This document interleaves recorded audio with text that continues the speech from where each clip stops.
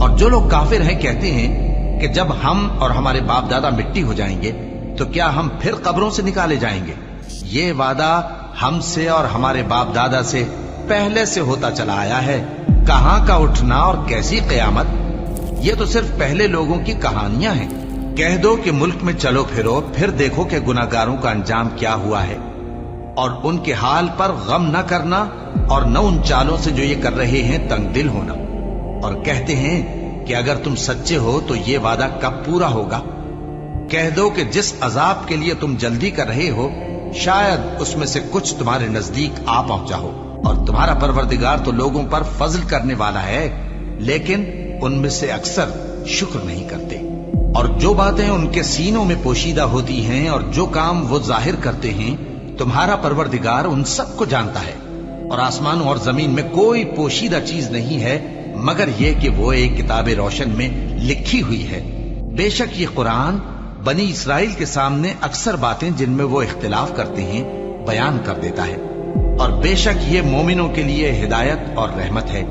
تمہارا پروردگار قیامت کے روز ان میں اپنے حکم سے فیصلہ کر دے گا، اور وہ غالب ہے، علم والا ہے۔ تو اللہ پر بھروسہ رکھو، تم تو صاف حق پر ہو۔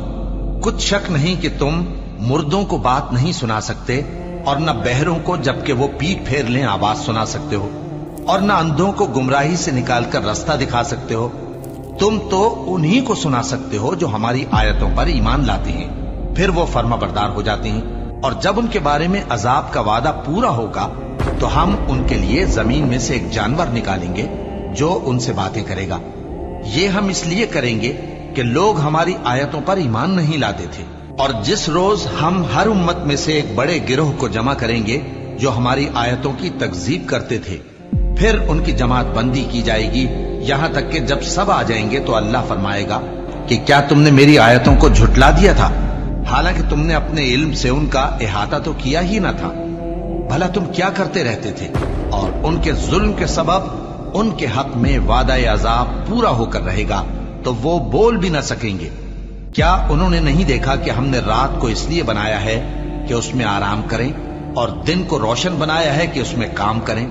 بے شک اس میں مومن لوگوں کے لیے نشانیاں ہیں۔ اور جس روز سور پھونکا جائے گا تو جو لوگ آسمانوں میں اور جو زمین میں ہیں سب گھبرا اٹھیں گے، مگر وہ جسے اللہ چاہے، اور سب اس کے پاس عاجز ہو کر چلے آئیں گے۔ اور تم پہاڑوں کو دیکھتے ہو تو خیال کرتے ہو کہ مضبوط جمے ہوئے ہیں، مگر وہ اس روز اس طرح اڑتے پھریں گے جیسے بادل۔ یہ اللہ کی کاریگری ہے جس نے ہر چیز کو مضبوط بنایا۔